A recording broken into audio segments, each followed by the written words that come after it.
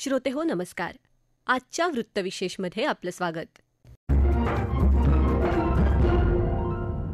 श्रोतेहो, नुकत्याच जाहीर झालेल्या राष्ट्रीय संस्थात्मक मानांकन आराखडा अर्थात NIRF क्रमवारीत भारतीय तंत्रज्ञान संस्था मुंबई अर्थात IIT मुंबईला सर्वंकष क्रमवारीत तिसरं स्थान मिळालं. IIT मुंबईनं कोणत्या निकषांमध्ये चांगली किंवा वाईट कामगिरी केली, कोणत्या क्षेत्रात काय काम संस्थेच्या माध्यमातून सुरू आहे, याबद्दल आजच्या वृत्तविशेषमध्ये आपण जाणून घेणार आहोत. श्रोतेहो, IIT मुंबईनं सर्वंकष क्रमवारीत गेल्या वर्षीच्या 4थ्या स्थानावरून यंदा 3ऱ्या स्थानी झेप घेतली. तसंच नवनिर्मिती क्षेत्रात IIT मुंबईनं पहिलं स्थान पटकावलं आहे.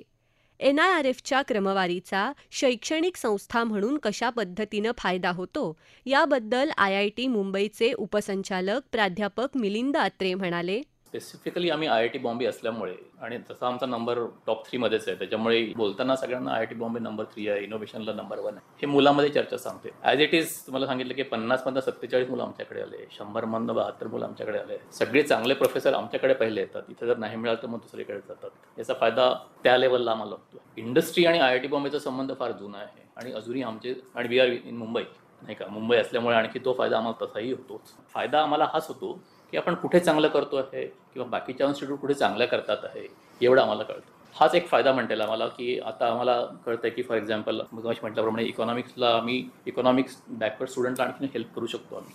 पण फायदा हाच म्हणेल की आम्हाला आणखीन थोडा डेटा मिळतो, आम्हाला आमच्याकडे पुन्हा इंट्रोस्पेक्शननी पाहायला मिळतं, राईट, आणि त्याला कसं आपल्याला इम्प्रूव्ह करता येईल ते तो नक्कीच एक चांगला फायदा आहे. बस दरवर्षी जाहीर होणाऱ्या या क्रमवारीत अभियांत्रिकी, नवनिर्मिती, विद्यार्थी शिक्षक गुणोत्तर या क्षेत्रातल्या चांगल्या कामगिरीचा मोठा हातभार असल्याचं संस्थेचे उपसंचालक मिलिंद अत्रे यांनी सांगितलं.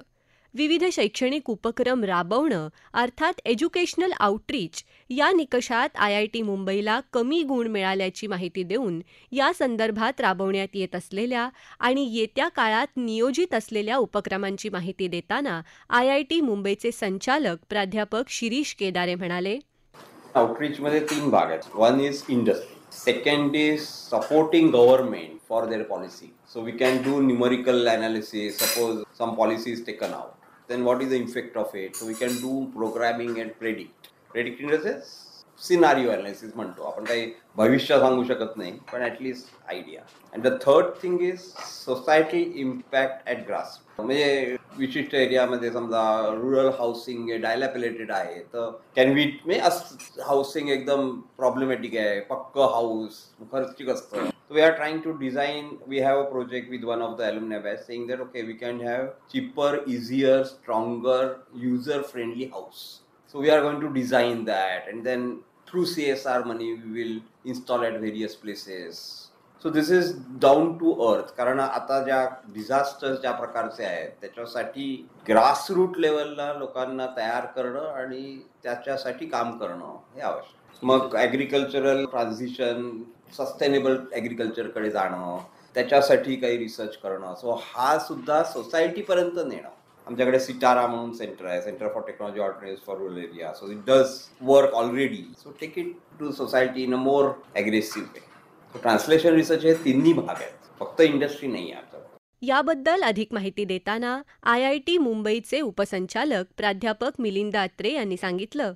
So now we have got a Dean of Education Outreach. IIT Madras has done very well. They have actually floated courses which gives degree by this. We are trying to give PG diploma and some courses like that online. And also we are trying to give AMINJ program which could also be online so that the people who are working in industry can attend these online courses and can get degree from IIT Bombay. There are a lot of people who want to do mid-time correction, mid-life correction because they have done something but now they want to learn about robotics or artificial intelligence or machine language. We have created a repository of such courses with these students. With this industry people can actually get additional knowledge and can change their course of action. So this is something we would like to do now, educational outreach. Also the scholarship to the students. Now, this is where we would like appeal to the industries that please give us more CSR, so that those who are economically backward, they can't possibly give the fees. Our fees are very small that way. We try to accommodate everybody, but I understand from numbers other institutes have done better in giving such scholarships. So these are the two things I think we should do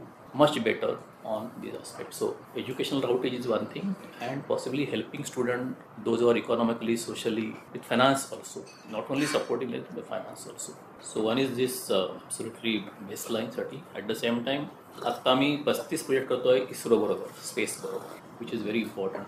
आमच्याकडे इस्रोचं cell आहे आदनं campus, on almost 35 projects at given time. Several professors are working with very closely, and each project is associate with the particular launch. त्याचप्रमाणे आम्ही आता हायड्रोजनवर काम करतोय, hydrogen production, hydrogen storage, hydrogen transport, बॅटरीवरती काम करतोय, रोबोटिक्सवर काम करतोय, आणि मुख्य म्हणजे क्वांटम कम्प्युटिंग. आता government is coming with a big programme on quantum computing, quantum materials.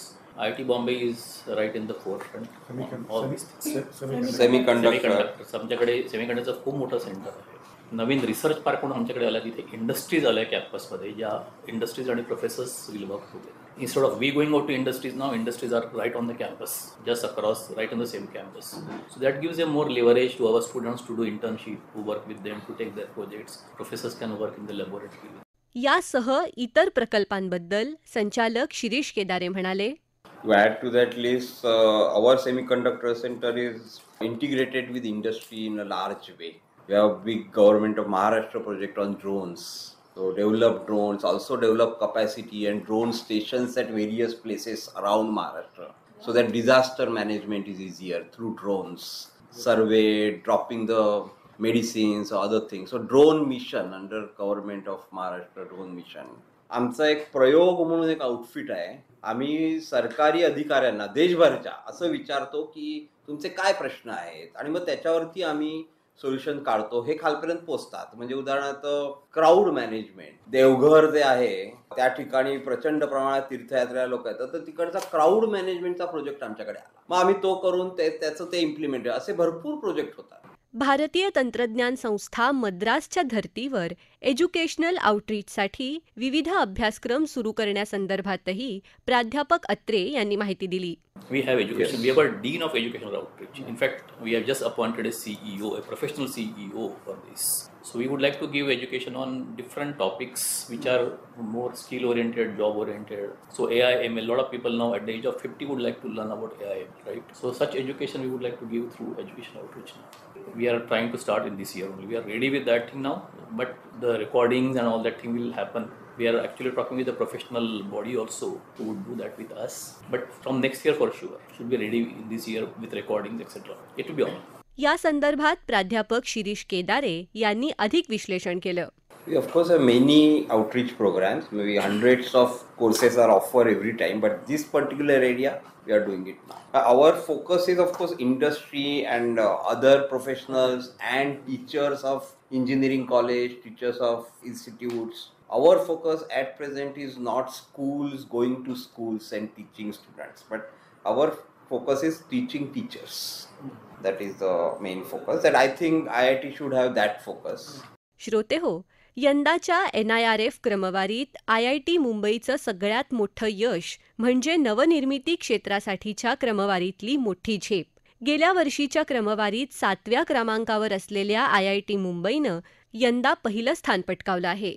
संस्थेत यासंदर्भात सुरू असलेल्या कामाबद्दल डॉक्टर मिलिंद अत्रे यांनी सांगितलं. इनोव्हेशन आज जर झालं त्याचा फायदा 10 वर्षांनी होईल, राईट. यावर्षी आमचे पेटंट्स खूप वाढलेत. ऑलमोस्ट 400च्या वरती आमचे पेटंट्स यावेळा. I think number is 465 something like that approved. Patent एकदम मोठी जंप मारली. याचा एक फायदा की आम्ही पण खूप सबमिट केले आणि गव्हर्नमेंटनी पण ते लवकर अप्रूव्ह करण्याची मेथॉडॉलॉजी वाढली आहे. ती खूपच मोठी जंप आहे. 180% किंवा 200% ऑलमोस्ट. त्याचा नक्की आम्हाला फायदा झाला आहे. IIT बॉम्बेनी प्रत्येक वेळा इनोव्हेशन आणि एंटरप्रेन्योरला जास्ती महत्त्व दिलं आहे. कारण आमच्या सगळे जे काम आहे ते आम्हाला लॅबमध्ये न ठेवता ते बाहेर जायलाच हवं आहे. त्याच्यासाठी आम्ही प्रयत्न करतो आहे. त्याचाच हा एक प्रयत्न आहे. आमच्याकडे साईन नावाचं बिझनेस इन्क्युबेटर आहे. रिसर्च पार्क नावाची इंडस्ट्रीज इथे आहेत, राईट. आणि एक नवीन सेंटर आम्ही काढलं आहे, ट्रान्सलेशनल रिसर्च सेंटर म्हणून. तर ते देखील आता कार्यरत झालं आहे. अगदीच गेल्या वर्षापासूनच आहे.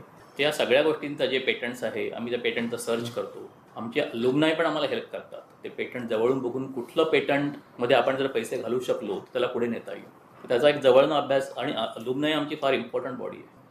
अलुमनायची आम्हाला हेल्प मिळते. अलुमनाय पण आमचे हे पेटंट बघतात आणि ते पण बघतात की कुठल्या पेटंटला जर आपण आणखीन खत पाणी दिलं तर त्याचं एक प्रॉडक्ट होऊ शकेल बाहेर. आणि आता अलुमनायच्या फंडमुळे आम्ही आता बिझनेस हाऊसेसला जसं VC बाहेरचे हेल्प करायचे, आम्ही आमच्याकडनं पण त्यांना हेल्प करू शकतो. सो नुसते 20 लाख किंवा 30 लाख न देता त्यांना आम्ही 2 आणि 3 करोड पण देऊ शकतो स्टार्टअपसाठी. जर आम्हाला कळलं की याचा फायदा सोशली बाहेर लोकांना खूप होऊ शकेल. तर इनोव्हेशन IP मुळे झाले, पण ते आता गेल्या 3 वर्षाचे असल्यामुळे याचा फायदा 5 किंवा 6 किंवा 7 वर्षाचा. आणि जवळपास 60-70 कंपन्या, प्रोफेसरांच्या कंपन्या आमच्याकडे, त्यांच्याकडे आमचे स्टुडंट्स काम करतात. मास्टर्स, PhD, BTech वाले. हे कॉम्बिनेशन खूप चांगलं आहे. स्टुडंट्स आणि प्रोफेसर किंवा माझं MTech प्रोजेक्ट, माझा PhD वर्क हे जर पुढे नेलं स्टुडंटनी तर तो फायदा आहे. आणि आता स्टुडंटला नुसतं प्लेसमेंट घेऊन एक खूप जॉब करायचा आणि खूप पैसे कमवण्यापेक्षा तर सगळ्यांना ती एंटरप्रेन्युअल ॲक्टिव्हिटी आवडायला लागली आहे. आणि आमच्या कॅम्पसचं ॲटमॉस्फिअर असं आहे की स्टार्टअपला ते खूपच प्रेरक आहे. आता काय झालं की पहिले IIT पहिले वॉज ओनली टीचिंग इन्स्टिट्यूट, मग टीचिंग आणि रिसर्च झाली. पण आता third thing is more relevant to the society व्हायला हवी, which is where entrepreneurship, industry relation, socially relevant व्हायला जे काय करावं लागेल ते आम्हाला करायचं. श्रोते हो, केंद्र सरकारही सध्या स्वयंउद्योजकता, नवनिर्मिती, स्टार्टअप, अत्याधुनिक तंत्रज्ञान या क्षेत्रांना प्राधान्य देत आहे. यंदाच्या अर्थसंकल्पातही या विषयांसाठी भरघोस तरतूद करण्यात आली आहे. भारतीय तंत्रज्ञान संस्थांसारख्या प्रतिष्ठित संस्थांच्या माध्यमातून या क्षेत्रांना अधिकाधिक चालना मिळेल आणि आत्मनिर्भर भारताच्या दिशेने आपली वाटचाल अधिक वेगाने होईल यात शंका नाही. श्रोतेहो, आपला वृत्तविशेष हा कार्यक्रम आपण न्यूज ऑन AIR या ॲपवरही लाईव्ह ऐकू शकता. यासोबतच आमच्या मुंबई एअर न्यूज या YouTube वाहिनीवर कार्यक्रमाचं ध्वनिमुद्रण आपल्याला कधीही ऐकता येईल. तसंच आकाशवाणी मराठी बातम्या या पॉडकास्ट चॅनलवरही आपण हा कार्यक्रम ऐकू शकता. याबरोबरच आजचा वृत्तविशेष हा कार्यक्रम संपला. हा कार्यक्रम आकाशवाणी मुंबईच्या प्रादेशिक वृत्त विभागानं सादर केला. संपादन आणि सादरकर्ते जीवन भावसार, निर्मिती राजेश शेजवळे, प्रसारण सहाय्य मोनाली निचिते, समन्वय, लेखन आणि निवेदन अंकिता आपटे.